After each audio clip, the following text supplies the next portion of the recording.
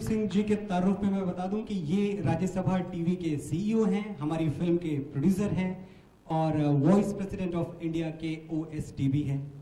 Sir, एक ऐसे project को बैकअप करने का ख्याल कहां से आया? बात सिर्फ इस प्रोजेक्ट की नहीं है जी। दरअसल बॉलीवुड इंडस्ट्री का जो रोल इस देश में है वो हम सोचते हैं तो बॉलीवुड की भाषा में, जी। हम सपने भी देखते हैं बॉलीवुड की भाषा में। हम लोगों के अरमान, रिलेशनशिप पिछले जब से बॉलीवुड पनपा वो फिल्मों के माध्यम से डेवलप हुआ है। और इस देश में जो लोकतंत्र भी बना जी। वो किसी पॉलिटिकल पार्टी की क्लासेस नहीं लगी इस देश में। बिल्कुल। वो इस देश की फिल्मों ने, इस देश के गानों ने, उस जमाने में जो वैल्यूज बन पाए गए उससे एक आम पब्लिक में एक फीलिंग डेवलप हो गई कि हम लोकतांत्रिक हैं, डेमोक्रेटिक कंट्री है। अब पिछले कई समय से एक जद्दोजहद मन में चल रही थी कि कंटेम्प्रेरी हिस्ट्री की हम लोग बात नहीं करते, हमारे यहाँ डॉक्यूमेंट नहीं हुआ उसको काम को। बहुत सारे लोग, बहुत सारी घटनाएं जिन्होंने इस देश को वो बनाया जो आज हम हैं वो जनता तक नहीं है। जी। पहले दिमाग में आया कि इस पर रिसर्च प्रोजेक्ट्स किए जाएं, लेकिन फिर लगा कि सबसे जो स्ट्रॉन्ग माध्यम है इस देश का कम्युनिकेशन का, उसको अप्रोच करते हैं। तो पहला जो हमारा प्रोजेक्ट था वो संविधान था जी। श्याम बेनेगल साहब ने डायरेक्ट किया और अपनी तरह का अकेला प्रोजेक्ट है। जब मैंने सबसे पहले बात की कि भाई हम संविधान बनाते हैं तो बेनेगल साहब ने भी कहा कि भाई डिबेट्स को कैसे हम दिखाएंगे, बहुत बोरिंग होती है जी। और 8 से 9 महीना लगा उन्हें कन्विंस करने में। जी। 8-9 महीने में हमने उनको कन्विंस किया और कुछ लोगों ने साथ दिया हमारे पार्लियामेंट में। मेनली उपराष्ट्रपति जी थे, सीताराम येचुरी थे, राजीव शुक्ला थे, जिन्होंने पहले इसको समझा कि इसमें जान है इस आइडिया में। जी। और जब बन के आया तो बखूबी बन के आया। और सबकी जो एक सबसे बड़ी चीज थी, इन्होंने मगरूर अंग्रेजों की आंखों में आंखें डाल के कह दिया था कि तेरी हैवानियत की है तो बस औकात इतनी है, बहाकर बेगुनाहों का लहू इतराना आता है, गुरूरे बेखबर ये बात तुझको कौन समझाए, वो सर झुक ही नहीं सकता जिसे कट जाना आता है। Thank you. तो ये जो तीनों महान कैरेक्टर्स हैं, इनको स्क्रीन तक लाने का जो जिम्मा है वो हमारे 3 बेहतरीन एक्टर्स ने उठाया है। मैं एक एक करके उन एक्टर्स को स्टेज पर बुलाना चाहूंगा। सबसे पहले शाहनवाज खान साहब का जो किरदार अदा कर रहे हैं उनको मैं आवाज दूंगा, कुणाल कपूर।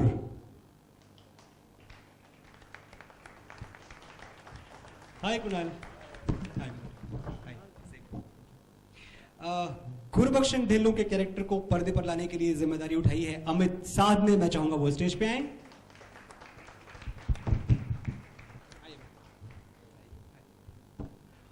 और प्रेम सहगल का जो कैरेक्टर है उसको पर्दे पे जिएंगे मोहित मारवा।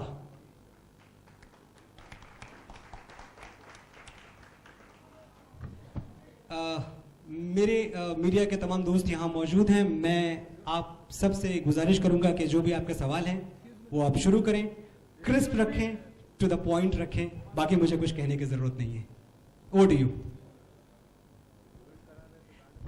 शाहनवाज खान साहब के ग्रैंडसन इस वक्त हमारे बीच में मौजूद हैं। ये बेहद खुशकिस्मती की बात है हमारे लिए। मैं चाहूंगा वो भी तशरीफ लाएं। आदिल साहब।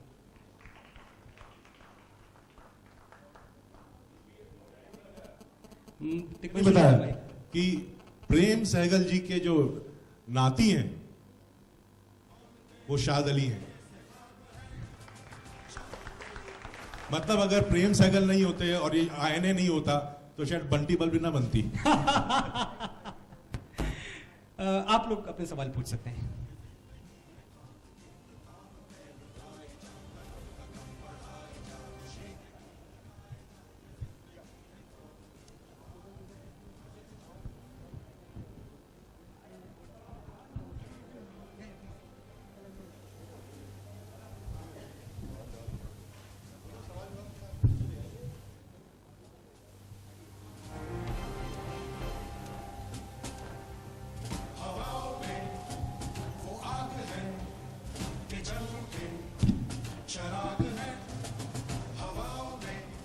दिग्पांशु, आपके इस तरफ सबसे पहले तो बधाई कि ऐसे अनटोल्ड चीजें सिनेमा में सामने आ रही हैं। यार ये गाना बंद कर दो। अगर चाय पी रहे हैं प्रेम सहगल और गुरबख्श सिंह ढिल्लन, तो उन दोनों में जो बात हुई उसका कोई हिस्टोरिकल कहीं डॉक्यूमेंटेशन नहीं है, लेकिन ऐसे जो प्राइवेट मोमेंट्स हैं, जो ऐसे प्राइवेट मोमेंट्स हैं, उनमें हमने सिनेमैटिक लिबर्टी ली है जी। एक चीज और है कि फिल्में अगर आइडिया है तो ये वास्ता जो सब्जेक्ट से वास्ता आपका पहली बार कब हुआ, या ये प्रोजेक्ट के तौर पे ही आपके पास आए? नहीं, मैं इतिहास का स्टूडेंट रहा हूँ, इलाहाबाद यूनिवर्सिटी का पास आउट हूँ। मैं जुडिशरी मेरे पूरे खानदान के खून में दौड़ती है, इसलिए आईएनए ट्रायल्स के बारे में मैं बचपन से जानता था। और जब सफल साहब मुझसे मिले दिल्ली में, उन्होंने बोला तो मैं लपक के मैंने बोला कि ये मैं ही करूंगा और कोई कर भी नहीं पाएगा इसको। शूटिंग किन किन जगहों पे या किस लेवल पे होने वाली है? जाहिर सी बात है कि रियल लोकेशन शूट भी इसमें बहुत मायने रखेगा। हाँ, क्योंकि बारिश हो रही है तो हमने सोचा कि इंटीरियर से शुरू करें।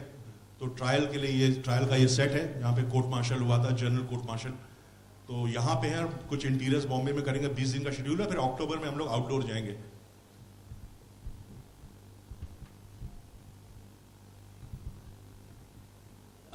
सर, आपते हैं इस बारे में, या फिर सारे निर्णय आप ही लेते हैं, या फिर जो आपके मित्रगण हैं, संतोषी साहब, विशाल सर, इनसे भी पूछते हैं कि किस तरीके से मैं इसको डायरेक्ट कर सकता? डायरेक्शन तो आप उसमें महारत है ही आपको, और क्या चीजें आप पूछते हैं कि और एक्स्ट्रा क्या? क्योंकि संतोषी जी ने लेजेंड ऑफ भगत सिंह बनाई है, तो कैसा वार्तालाप रहता है, क्या आप विचारधारा रखते हैं, और कैसे परामर्श लेते हैं अपने घर पे भी बच्चों से या अपने कलीग से?